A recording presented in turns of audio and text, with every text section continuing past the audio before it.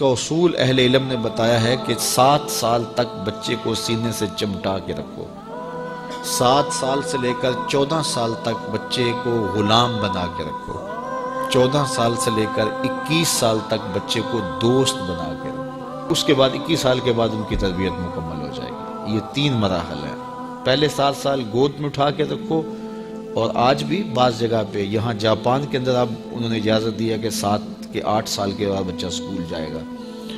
پہلے 10 سال تک غالباً ان کا تھا، 10 سال تک وہ سکول نہیں جانے دیتے تھے بچے کو، کہ ماں ہی تربیت کرے۔ سب سے بہتر تربیت کی درس گاہ، آماج گاہ یہی ہے ماں کی آغوش۔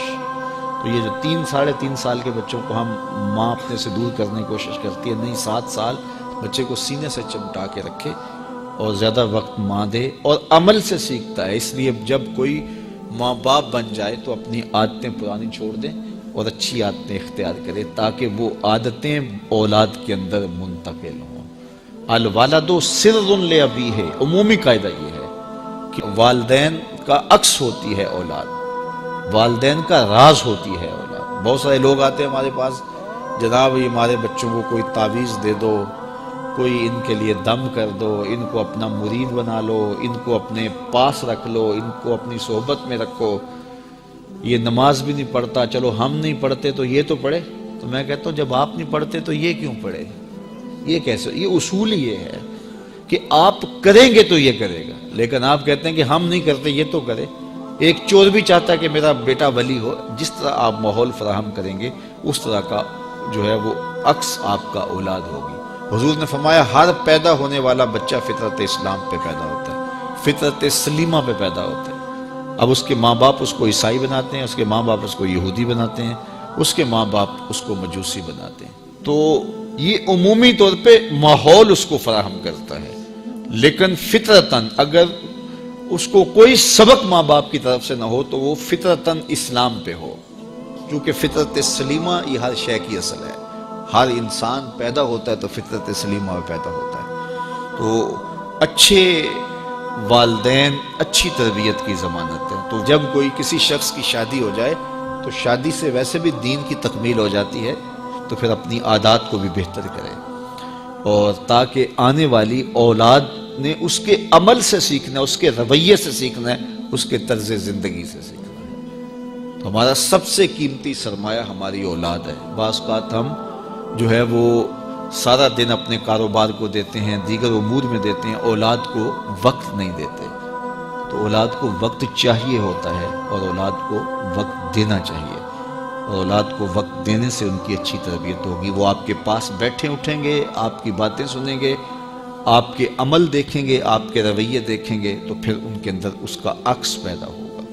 آپ کی روایات ان کے اندر منتقل ہوں گی، آپ کی عادات ان کے اندر منتقل ہوں گی، آپ کے حال کیا ہیں، اپنے اخلاق کیا ہیں، اپنی اقدار کیا ہیں۔ اگر وہ صالح ہیں تو صالح منتقل ہوں گی، اگر وہ صالح نہیں ہیں تو پھر جو ان کی عادات ہیں وہ ان کے اندر منتقل ہو پائیں گی۔ تو اس لیے ہمیں اولاد کی تربیت کرنے کے لیے سب سے پہلے اپنا جائزہ لینا ہوگا، اور پھر اس کو اولاد میں منتقل کرنا ہوگا۔ یہ کوئی ایسی گولی نہیں ہے کہ جو ہم خود نہ کھائیں اور ان کو کھلا دیں اور ان کو شفا ہو جائے۔ یہ گولی ہمیں خود بھی کھانی پڑے گی، پھر ان کو کھلانی پڑے گی۔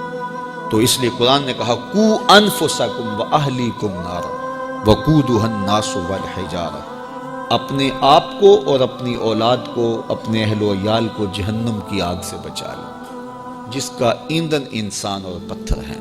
اپنے عمل اتنے خوبصورت بناؤ، اپنے رویے اتنے پاکیزہ کر لو، اپنا انداز اتنا خوبصورت بنا لو کہ تمہارے رویے اور تمہارا انداز تمہاری نسلوں میں منتقل ہو، اور وہ بھی جہنم کی آگ سے بچ جائیں اور تم بھی جہنم کی آگ سے بچ جاؤ۔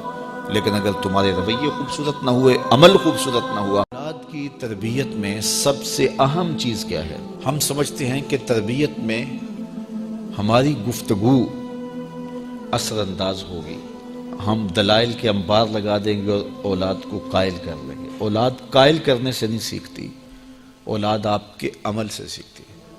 ہم کہتے ہیں اولاد جب بڑی ہوگی، جب سمجھدار ہوگی تو پھر ہم ان کی تربیت کرنے لگیں گے، لیکن اس وقت وہ اس مرحلے سے نکل چکی ہوتی ہے۔ ماں باپ یہ سمجھتے ہیں ابھی تو یہ بولتے بھی نہیں ہیں، ابھی جو ہم کہتے ہیں وہ سمجھتے بھی نہیں ہیں، لیکن جو آپ کر رہے ہو اس کو سیکھتے ضرور ہیں۔ جو نابینا ہوتا ہے اس کی آنکھیں نہیں ہوتی لیکن دیگر اس کے حواس زیادہ کام کر رہے ہوتے ہیں۔ جب بچہ بول نہیں رہا ہوتا اور بچہ جب سمجھ نہیں رہا ہوتا تمہاری گفتگو کو، تو اس کی کاپی کرنے کی جو حس ہوتی ہے، نقل کرنے کی جو حس ہوتی ہے، وہ بہت زیادہ ہوتی ہے۔ تو وہ وقت ہوتا ہے اولاد کو سکھانے کا۔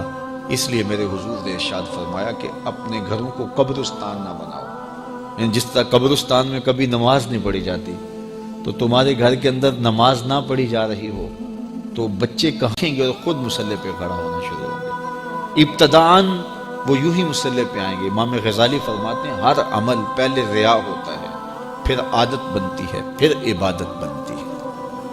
تو پہلے وہ ویسے ہی دکھلاوے کے لیے مصلی پہ آئیں گے، پھر آہستہ آہستہ ان کی عادت بنے گی، پھر اس کے بعد وہ عبادت بن جائے گی۔ اور فرمایا گیا 7 سال کا بچہ، اس کو ترغیب دو نماز کی۔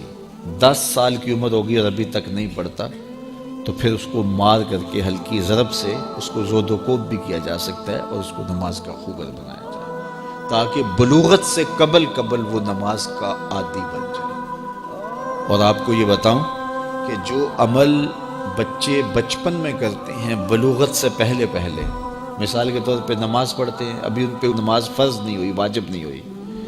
اس طرح چھوٹے بچے روزہ رکھ لیتے ہیں، 8 سال کے، 7 سال کے، 6 سال کے بچے روزہ رکھ رہے ہوتے ہیں۔ پھول جیسے بچے دوپہر کو کملا جاتے ہیں تو مائیں پریشان ہو جاتی ہیں، تو وہ انہیں باسکت خلوت میں لے جا کے کہتی ہیں کہ یہ دودھ پی لو، یہ چیز لے لو، کوئی دیکھ نہیں رہا۔ تو وہ بچے مانتے نہیں کہ نہیں، ہمارا اللہ دیکھ رہا ہے، ہم نے روزہ نبھانا ہے۔ تو وہ شام کے وقت کتنے بے دل سے ہوئے ہوتے ہیں، لیکن اس کے باوجود روزہ نبھا جاتے ہیں۔ اس طرح عمرہ کرتے ہیں بچے، حج کرتے ہیں بچپن کے اندر، اسی طرح جو ہے وہ نمازیں پڑھتے ہیں اور دیگر نیک عمل کرتے ہیں۔ تو وہ ابھی تو نہ ان کے لیے نماز واجب ہوئی، نہ ان کے لیے روزہ واجب ہوا، وہ بچے بلکہ شب بیداریاں کرتے ہیں، راتوں کو جاگتے ہیں بچے۔ یہ حفظ القرآن جو بچے کر رہے ہوتے ہیں، تو یہ اتنی زیادہ محنت کر رہے ہوتے ہیں کہ آدھی رات اٹھ کے تو اپنا سبق یاد کر رہے ہوتے ہیں اور سارا دن قرآن مجید پڑھ رہے ہوتے ہیں۔ اس طرح سے نظامی کے بچے جو بھی نابالغ ہوں، تو جو بچے ابھی بالغ نہیں ہوتے تو جو عمل کرتے ہیں، وہ نمازیں ہیں، روزے ہیں، حج ہے، عمرہ ہے یا کوئی اور نیک عمل ہے، سارے کا سارا ثواب ماں باپ کے نامہ اعمال میں درج ہوتا ہے۔ اب مجھے بتاؤ، چھوٹا بچہ جب روزہ رکھتا ہے اور کمزوری کے باوجود وہ شام تک روزہ لے جاتا ہے، اور پھر اس وقت جب روزہ افطار کرتا ہے سارے دن کی بھوک اور پیاس کاٹ کے، تو مجھے بتاؤ کہ ان کا رب کتنا خوش ہوتا ہوگا۔ اور چونکہ نہ تو اس کے اندر کوئی تصنع ہے اور نہ کوئی اور بات، ان کا عمل ہی عمل ہے، اس میں خلوص ہی خلوص ہے، تو پھر وہ ماں باپ کے نامہ اعمال کے اندر وہ نیکیاں درج ہوتی ہیں۔ تو اولاد کو بچپن کے اندر آپ جو تربیت دیتے ہیں، تو وہ جو عمل کرتے ہیں، ایک تو ماں باپ کے کھاتے میں اس کا عمل، اور دوسرا بالغ ہونے سے قبل ان کی عادت پختہ ہو گئی، تو والدین کی ذمہ داری ہے کہ ان کو جو ہے وہ صالح تربیت